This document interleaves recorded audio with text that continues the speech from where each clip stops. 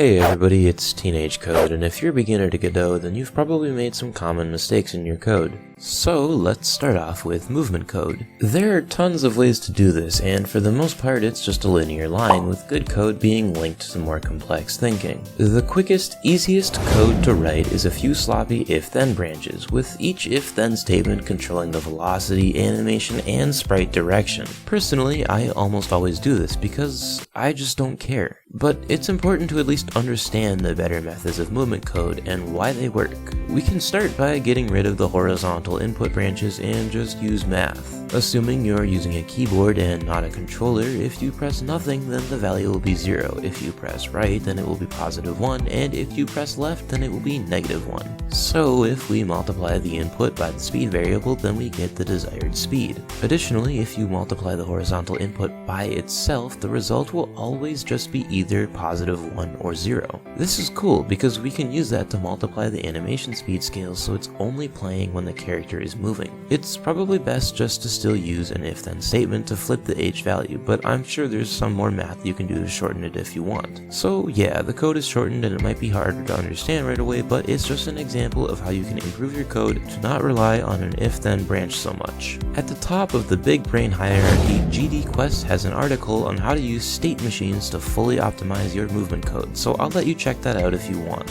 The next problem in this code that I want to talk about is constantly referencing the same node. This tip is pretty simple and it has a lot to do with optimizing your code. Just don't use getNode or the $sign for the same node multiple times throughout your code. Instead, store it in a variable right off the bat. This makes it easier to read and probably helps with performance or something. Back in your grandparents' day, they had to walk uphill both ways every morning at 4 AM to get to their computers, which were made of stone, powered by dinosaurs, and ran on C. Also, they lived in 480p and color hadn't been invented. They had to declare what kind of variables they were creating before they could use them. We live in a day and age where Godot will just figure out what kind of variable you are creating, and you can save a few seconds by not declaring its type. This means that GDScript is a dynamically typed language. This can be useful, but it can also cause problems if you don't use it correctly. I'm going to show you a set of variable declaration examples, and you're going to tell me if they're a good idea or not. Feel free to comment your thoughts down below. var text equals hello world. This one is completely okay because the text variable pretty much has to be a string, so no further specification is necessary.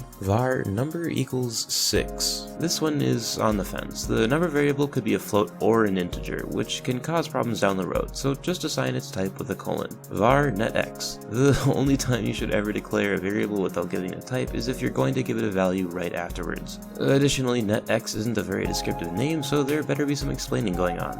Most of this video comes from a Reddit thread I made a few weeks ago, and with this subject I actually learned something new. I, as do most tutorials, use the getParent method to reference a parenting node, but this means that the child node becomes dependent on that parent node to work. User WolfpackCharlie mentions the rule of thumb to call down and signal up. I'm going to paraphrase Charlie's example, so assume you have a parent node called player. That player has a gun node as a child. Normally I would use the player to call the shoot method on the gun node. This is fine, the player is allowed to be dependent on the gun being there, so the player can call down to the gun.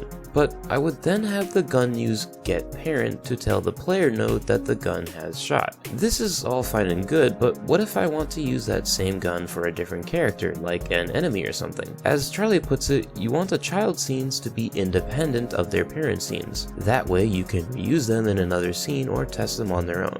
The different characters might use different methods, so when the gun tries to call the wrong or non-existent method, the game could crash. A better method is to just have the gun emit a signal saying that it has shot, and the parent can choose to listen to it or ignore it. So when the gun is a child of the player, you will just have the player connect the gun signal to the player, and when the gun emits a signal, the player will pick it up and respond. And when the gun is a child of some UI component for a showcase and the gun shoots, it will emit a signal, but you can have nothing happen because nothing needs to.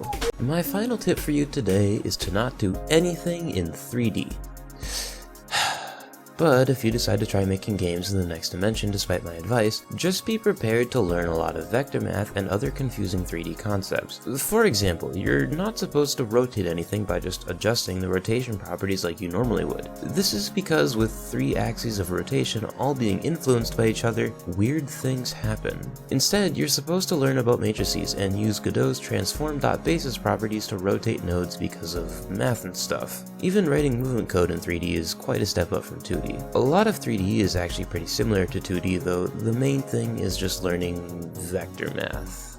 Blech. Anyways, this is the outro, so please leave a like or something. Bye.